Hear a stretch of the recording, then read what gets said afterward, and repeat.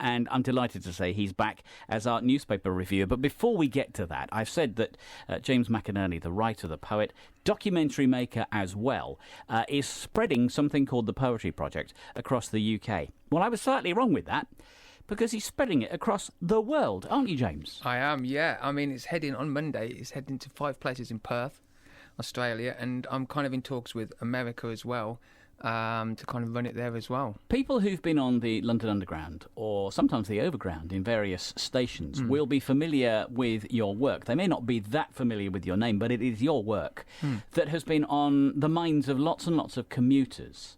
And that's partly what the Poetry Project is all about, isn't it? Yeah, it's to stop people in their tracks, really, because it's busy in London. And if you can stop someone for 10 seconds to read something positive, empowering, then you've kind of made a difference in their life. And I get messages daily from people who kind of share my work and say, this made my day, or I missed my train almost because I saw this. But it's a good thing, because mental health awareness is on the rise with mental health issues.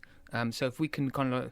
simple thing as words can stop someone in their tracks. You are a poet in first and foremost. Yes, of course, yeah. But when it comes to this, the poetry isn't short. It's accessible. It's almost 2 lines that are designed to stick with somebody, almost like an earworm does with music. Yeah. Yeah, it's a soundbite really. We tried longer pieces that didn't work. People you go for your newsfeed, you scroll through so much stuff. We wanted just a short, sharp, bit there for someone to kind of stop and read.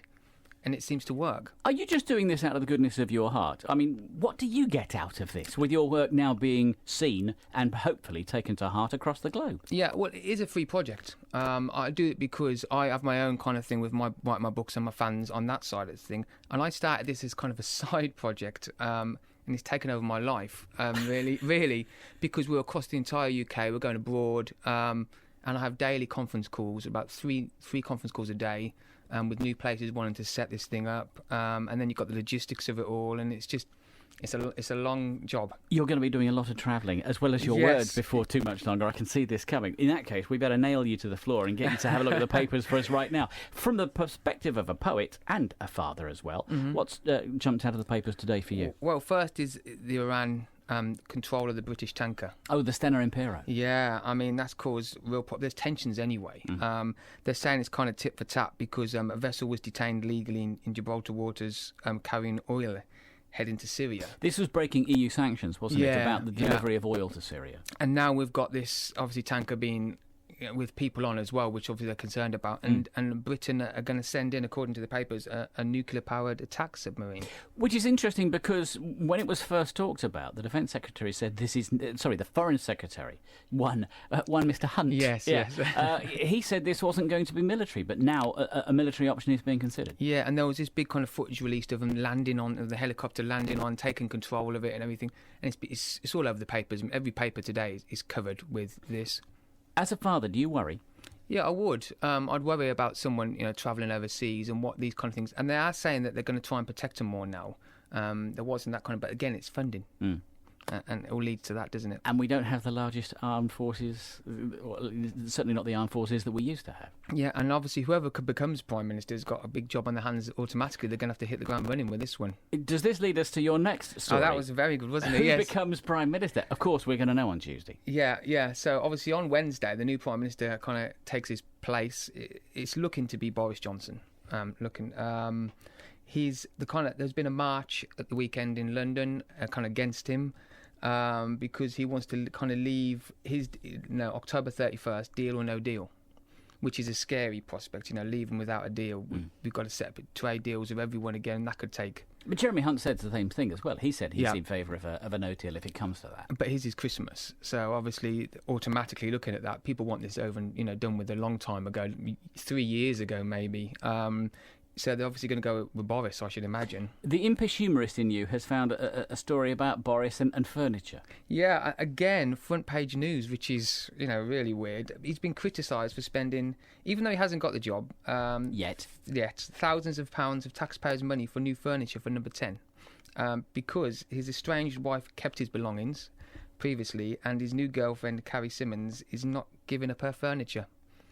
she's made it very clear that she's not giving up her furniture for number 10. It comes across as a very strange relationship, and I don't mean Boris Johnson with the nation. I mean Boris Johnson and his partner, who used to have a role within the Tory party in her own right. There was this blazing row that went all over the media. Now he is apparently making the moves to move her into number 10 if and when he becomes Prime Minister. And of course, number 10, the Prime Minister does have to furnish it. It is the home furnishings of the individual, but Boris hasn't got any. He hasn't got any furniture because of his previous relationships, basically, and obviously there was that row with his current girlfriend, which obviously his neighbours shopped him, sold it to the newspapers.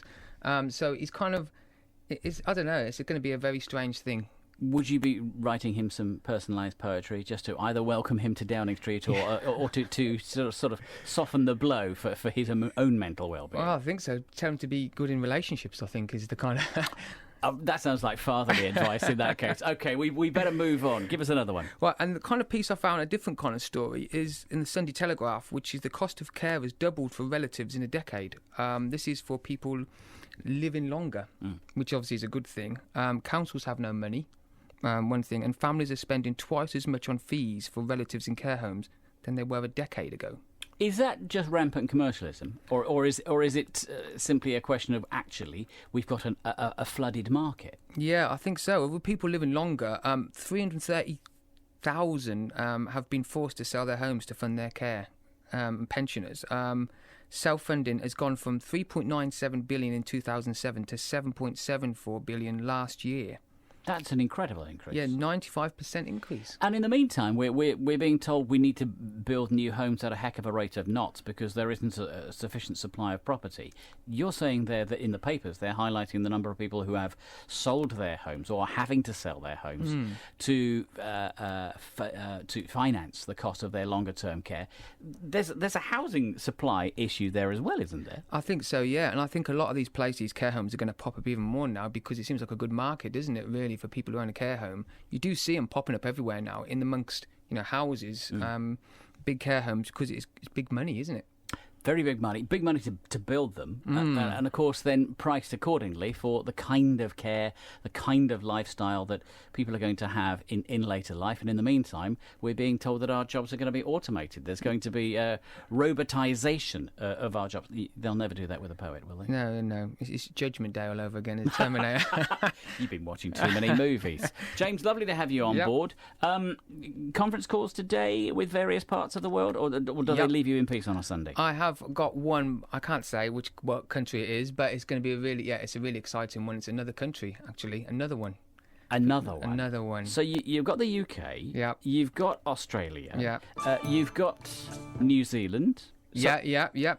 And you've now got Los Angeles. Yeah. So we're going. Yeah. It's just my life is busy right now. Are you going to be a good European? Yeah.